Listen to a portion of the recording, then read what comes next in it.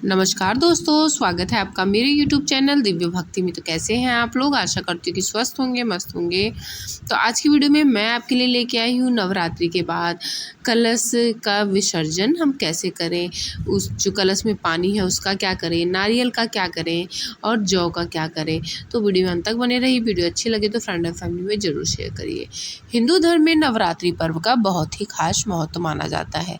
9 दिनों तक चलने वाले इस पावन पर्व की शुरुआत चैत्र और श्राद्धी महीने के शुक्ल पक्ष की प्रतिपदा तिथि से होती है, जिसका समापन नवमी तिथि पर कन्या पूजन के साथ होता है। कई घरों में अष्टमी पूजी जाती है तो कई घरों में नवमी पूजी जाती है। इन पवित्र दिनों की शुरुआत कलश स्थापना से की जाती है। ऐसे में हर किसी के मन में होता है कि नवरात्रि के समापन के बाद कलश और उसके ऊपर रखे जाने वाले नारियल का क्या करें। चैत्र हो या फिर श्राद्धी नवरात्रि, दोनों ही नवरात्रि में कलश स्थापना की जाती है। साथ ही अखंड ज्योत भी जलाई जाती है, जिसके बाद पूरे 9 दिनों तक माँ भगवती के अलग अलग स्वरूपों की विधिवत पूजा की जाती है। फिर नवमी तिथि पर नवरात्रि का समापन होता है।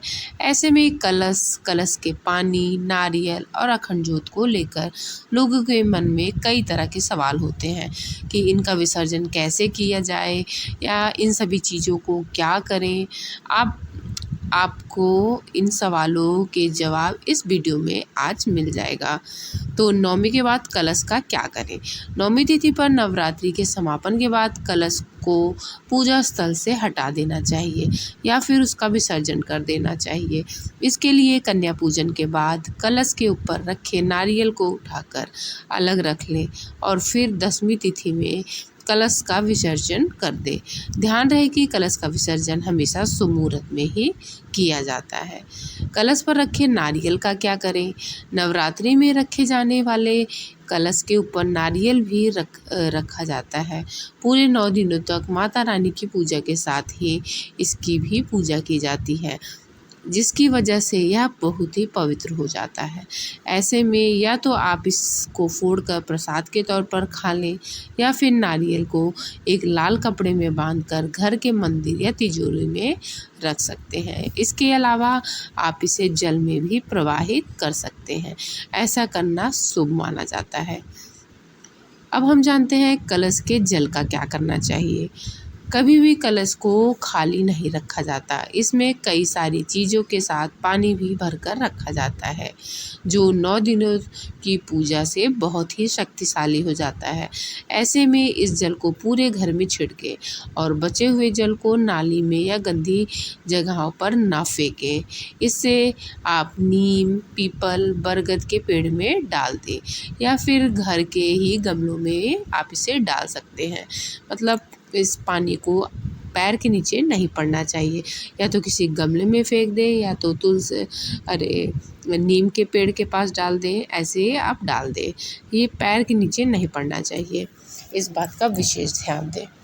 अब हम जानते हैं अखंड ज्योत को लेकर क्या करना चाहिए।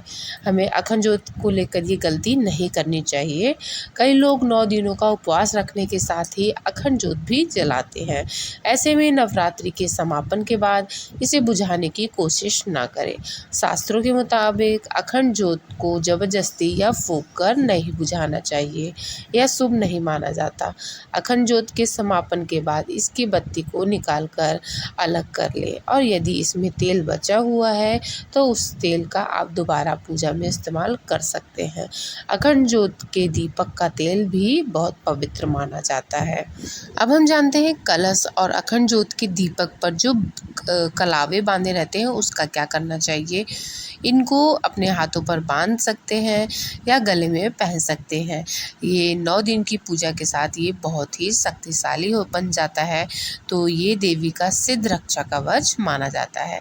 तो आप या तो अपने हाथ में बांधे या अपने बच्चों के गले में या अपने भी गले में आप बांध सकते हैं। और अब हम जानते हैं जौ का क्या करना चाहिए।